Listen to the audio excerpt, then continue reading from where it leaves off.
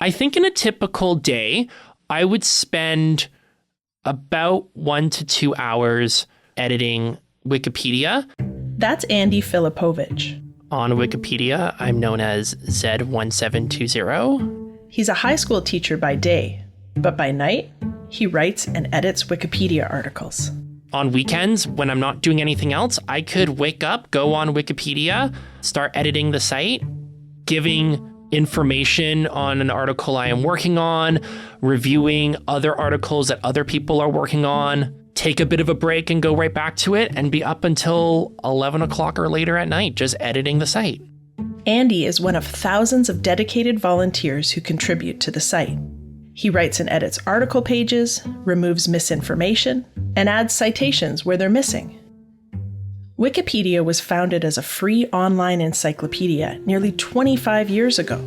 And in a time when so much of the internet is full of misinformation, polarization, and platforms that keep you doom scrolling for hours, you could argue that Wikipedia, free of ads and run by a nonprofit, is one of the last good places online. Today on The Decibel, we wanted to unpack how Wikipedia has managed to keep its charm. Samantha Edwards, the Globe's online culture reporter, is here to pull back the curtain on what drives these editors to keep the site honest, how AI is threatening its future, and why going down a Wikipedia rabbit hole might just expand your mind. I'm Shannon Proudfoot, guest hosting The Decibel from the Globe and Mail. Hi, Sam. Thanks for joining us. Thanks so much for having me. So what got you interested in writing about this in the first place? I'm like a lot of people, and I just love Wikipedia. When I can't sleep at night, I love scrolling on Wikipedia. I love going down different rabbit holes, and I love just learning random facts about things. So I wanted to write about it because I just had a real love for Wikipedia. And I'm also fascinated by this kind of online altruism in which people devote their time and volunteer to make the internet a better place. And so I want to hear from Wikipedia editors who volunteer and write and edit these articles, because I want to talk to people about what motivates them to kind of take that next step and actually write and edit. I get that. Now, you're talking about the altruism online. Maybe at the other end of the scale, we often hear about big tech companies like Meta and Google, often not in altruistic ways, but we don't hear a lot about Wikipedia in the same way. How is it run, and what to you sets it apart from these tech giants that are sort of running the internet now? Well, Wikipedia is run by a nonprofit organization. And so that's a huge thing that sets it apart. Yeah. There's also no ads, which is a rarity online. There's no subscriptions, and it's all run by volunteers. There are some people who are paid who work for the nonprofit, but the majority of people who actually write and edit it, they're all volunteers. And anybody can become a volunteer. Anybody can become an editor. And I love how that gives you the power to write and edit a website that has billions of views every month and is one of the most popular, most read websites online. So interesting. It's such an aberration on today's internet, not selling anything or trying to grab eyeballs. So can you walk us through how a Wikipedia article comes to be with these volunteer editors involved? So if someone wants to write a Wikipedia article, maybe it's something or someone that is notable that there's not a page for. And Wikipedia has specific ways in which they define if something's notable. It has to be worthy of notice, as they say, or something significant or interesting. It doesn't have to be someone like famous or popular or something famous or popular. And so if somebody sees something, there's no article for it, like say all dressed chips, then they can just create it and find different sources to substantiate what they're writing in the article. So they could say, this is when the biography of the chips, and just kind of flesh it out. And then once they're done, the article can get reviewed or it can just be published. I see. And when something has to be of note, how do they determine if something meets that bar? Is there a committee or a litmus test of some kind? There is some criteria for an actor, say. They have to have been in multiple films or TV shows, or they've had to have made a prolific contribution to the field of entertainment, say. And so there's an interesting page of a Wikipedia page about notable people whose pages were initially deleted. And Meghan Markle's page was originally deleted in 2006. And the description of why this page should be deleted was because, quote, she was a non-notable model who appears on a game show with a non-speaking role. Ouch. That's the internet being a mean girl, but I guess now she qualifies. Now she has a very robust page. Got it. But at the time when she was just on Deal or No Deal, she wasn't notable enough. And the thing with Wikipedia is you can kind of see the back and forth that different editors have. Every page, there's a talk section. And if you click on that, you can see the different editors debating edits and revisions. And that's where you can see some of these notes, like, this is why Meghan Markle's page should be deleted. I see. So it's all transparent. Those discussions are out in the open to be seen when you can see them making rulings on things like this? Exactly. It's all out there, which I think also makes it very different than other websites. Absolutely. Yeah, you can see the conversations that these editors are having. And I know some people love just to read these discussions and the very petty debates that editors can get into. That sounds like fun. And so can you tell us a bit more about the role of the Wikipedia editor in that process? They're the people making these decisions, or they're cleaning things up as they go along? How does their job work? They do all of that. So they're the ones who write the articles. They can edit pre-existing articles. They're looking for vandalism or misinformation. Okay. They're approving other edits or rejecting edits. Basically, everything you see in Wikipedia is done by these volunteer editors. Wow. Do they get in arguments about things? Yeah, they definitely do get into arguments. Sometimes they're larger arguments about whether or not a source is biased or whether it's appropriate as a citation. Other times it can be very petty and about semantics. There's a famous example, and the Wikipedia page for this is Wikipedia Star Trek Into Darkness debate. And the whole controversy was around whether the word into was in the title or not. Oh, wow. There were more than 40,000 words written on this article's talk page discussing whether or not they should capitalize the I. Amazing. And in the end, they did capitalize the I in into. See, I would subscribe to watch those fights play out. So how do people get into this line of work or volunteer work in the first place? What draws them? I think it's a lot of the Wikipedia editors that I spoke to for this story. They started volunteering in writing and editing because they love Wikipedia. They were already spending a lot of time just reading the articles, and they just decided, hey, I think I want to contribute.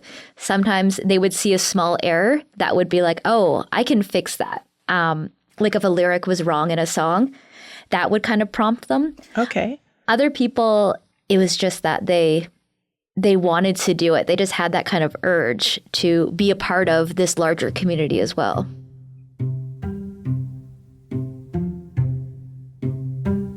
Andy explained to us how he got into it in the first place. During the COVID-19 pandemic, I was sitting at home, kind of bored, and I was editing Wikipedia, and there was a view random article button on the side. So I just clicked it. And after a couple clicks, I got to a event that happened in Etobicoke where there was some sort of gas pipe explosion, and there wasn't a lot of information about it. So I was like, man, like it'd be really cool to know more about this. So I did a Google search and decided, you know what, like this is the stuff that I'm reading about. I'd love to add it onto Wikipedia. So I just read through them, found the most important information, and added it onto the site. And then adding it to one article led to adding information to another article, and then suddenly I'm going down a rabbit hole of editing a whole bunch of different articles and making them better. So what do they get out of it? What is the fulfillment or excitement or fun of it for them? What did they tell you? They told me that it's really fun and satisfying to contribute to such a popular website that's read by billions of people all over the world. So there's that kind of satisfaction. Also, there's just a lot of community that is built between these editors. I spoke to one Wikipedia editor, Hannah Clover, and she says that she's made so many friends through Wikipedia. And there's meetups in person where Wikipedia editors like get together. And I think that sense of community and being a part of something so big is really meaningful for editors. I could see that. I imagine there's a lot of like-minded people you find. And Andy told us too a bit about his experience, what it's given to him. I think that there's a really cool sense that an article that I have written could potentially be read by thousands or tens of thousands of people around the world, and also introduce topics that I care about to people that would never have known about that. I wrote an article about a dance production that was choreographed by Crystal Pite in the UK. Crystal Pite is a Canadian choreographer. And this article called Flight Pattern barely got any views before I started editing it. When I was able to flesh out the article, get it up to feature status and featured on the front page of Wikipedia, tens of thousands of people then read about it and discovered about this dance work. Stuff that I put on Wikipedia could be on there for decades, perhaps longer. There are some articles that I read that were excellently written in 2008 and are still on the site basically in that same form. And those editors have moved on. Some of those editors are deceased, but their work lives on even after they've left the site. We'll be right back.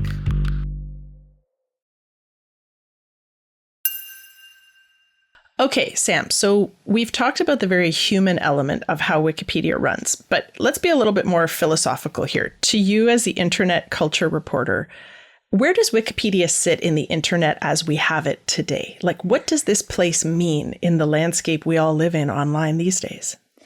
I think that so much of the way that we consume media is social media in a way. It's like putting content out there for attention or for our own kind of like self-gratification. Sure. And I think that Wikipedia is very different because you don't really know who's editing these pages. Like, of course, you can click through and see the usernames, but they don't have like photos attached to them. You can't then like follow them on TikTok or Instagram. Great point. It's just a website that's really about spreading knowledge. And that feels so pure and kind of what the internet was like so long ago. It was just about learning and finding cool stuff and going into rabbit holes. And it feels like so much of how we spend our lives online now, it's not necessarily about like learning in this kind of space or this kind of environment. Mm-hmm. It's about like watching other people or filming yourself so other people can watch you do stuff. I mean, at the risk of idealizing it, the way you're explaining it, Wikipedia sounds like an antidote to so much of what's online. Like, I don't know about you. I just feel like the internet is just trying to grab my eyeballs and hold them these days, or sell me stuff, or trick me into watching endless hours. But as you say, Wikipedia is not really about attention. It's just about enlightening people. There's transparency. You can see how they're making those decisions. It's kind of ironic, though, because Wikipedia, we're talking about how there's sort of a purity to it and a transparency. But in its early days, it was kind of held up as an example of how you shouldn't trust the internet, right? That's a bit ironic. I know. When I was working on this story, I was thinking about how some of my first interactions with Wikipedia were from teachers saying, like, you can never use Wikipedia as a source when you're writing that high school essay or whatever. And now people generally, I think, see Wikipedia as being a good resource. And the reason is because everything is cited. And so if you scroll to the very bottom of the article, you'll see all the citations. Or if you click the footnote, you'll see that this is the news article it's referencing, or this is the biography that's referencing this point. So you can go and double check all those things. I just also think that there's so much more information online as well. Yeah. And now with AI slop, there's just a lot of misinformation as well. And so Wikipedia as this place where people are constantly checking to make sure that it's not being vandalized, misinformation isn't getting slipped in, just seems like such a rarity. Absolutely. Speaking of AI, it's disrupting pretty much everything we do these days. What kind of impact is it having on Wikipedia? It's interesting because so many of these chatbots, like OpenAI's ChatGPT or Google's Gemini, a lot of these large language models were trained on Wikipedia data. And I mean, they were trained on basically like everything online. Sure. But a lot of it was Wikipedia as well. And there's a fear amongst some editors and scholars who study Wikipedia that people aren't going to be clicking through on Wikipedia in the future because instead they're just using ChatGPT as like their search engine. And ChatGPT is just going to give them the answer, and they're not going to then go and click through to Wikipedia where they can see the whole article, and potentially they'll think, oh, I want to edit this website. I want to contribute to this article. And there's a fear that if people aren't actually going to the Wikipedia website, there's going to be fewer editors. And so many of the articles that are up right now are going to become stale. And the people still could be living these biographical pages, but no one's going to be updating them. And I think that's a fear that a lot of editors have. And it's just kind of a fear of the internet as well. It's like, are people going to be clicking through to other websites, or are they just going to stay vacuumed into their chatbot window? Right. Something kind of sad about AI training itself on Wikipedia, gobbling up all its information and then maybe gobbling up its audience too. But if people are interested in trying to keep this website alive and vital, did you hear any advice for people who want to get started editing or contributing? I think that a lot of the editors just say, just create an account and start editing. It's very easy. It can be small things like if you spot a typo, you can fix that. You don't have to write your own article. You can start by doing small things like, fixing typos. Or if you go through to the citations and you see something that could be, a citation could be replaced with a better one, you can do that. So there's like little smaller steps that you can do before you start writing your own pages, because some of the Wikipedia editors are really hardcore about it, and they'll read multiple books or biographies about people in order to write these pages. They go into the newspaper archives. They go investigate things in person to write their articles. That's impressive. That's hefty journalism, basically, what they're doing. Yeah, it really is. So Sam, before we let you go, we wanted to go on a journey down one of these Wikipedia rabbit holes. So we asked Andy to take us on a tour of one of his favorites. A recent article I love is about Mikhail Gorbachev, the last leader of the USSR, was in a Pizza Hut commercial in the late 90s. And I was like, oh my gosh, like, why did this happen? Why did this former leader of one of the superpowers of the world decide to record this Pizza Hut commercial in the middle of Russia, showcased around the world, except in Russia? It was not actually aired there. And the exact amount that he was paid was never revealed, but there have been articles about what they think he might have been paid, its reception, how well it did with the public. Apparently, an ambassador from the United States was able to link Pizza Hut with Gorbachev's people, and they had negotiations. Gorbachev didn't want to be seen as eating a pizza on camera, so he had his granddaughter be the person who actually ate the pizza. He wanted to improve the final script before it was filmed and aired. Just finding as much information as you can about this random, obscure 1990s event is kind of what Wikipedia is all about. Okay, Sam, Andy has set a high bar here. But can you show us out by telling us about one of your favorite Wikipedia rabbit holes? Yes, Wikipedia has lots of lists on the website, and I love looking at these lists. One of my favorites is lists of unusual deaths in the 19th century. And so these are very unique or extremely rare circumstances in which someone died. So, for example, in 1804, the 32-year-old Thomas Millwood was shot after an officer, mistook him for a ghost because he was wearing a white uniform. Oh, and poor Thomas. I know. This case was later called the Hammersmith ghost murder case because it happened in Hammersmith, which is an area of London. Okay. And it actually set a legal precedent in the UK regarding self-defense. And it found that someone could be held liable for their actions, even if they were the consequence of a mistaken belief. So you could no longer shoot somebody because you thought they were a ghost. That seems reasonable. Thank you to Wikipedia for teaching us all. And Sam, thank you for joining us today. Thank you for having me. That was Samantha Edwards, the Globe's online culture reporter.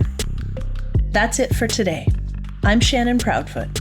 Our producers are Madeline White, Michal Stein, and Ali Graham. David Crosby edits the show. Adrian Chung is our senior producer, and Angela Pacenza is our executive editor. Thank you for listening.